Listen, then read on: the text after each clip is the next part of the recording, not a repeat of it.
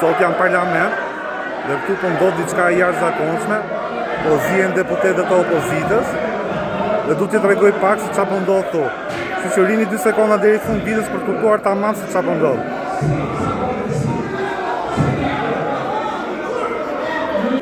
Inshallah nuk na e mbyll TikToku këto video, se normalisht janë shqetësuese.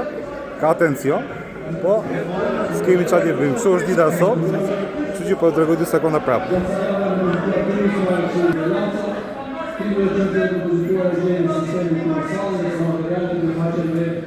Situata është pak e nxehtë.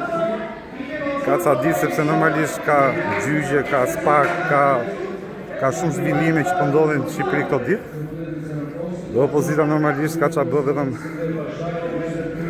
të gjë ka. Kryetari i parlamentit sapo dha 5 minuta pushim.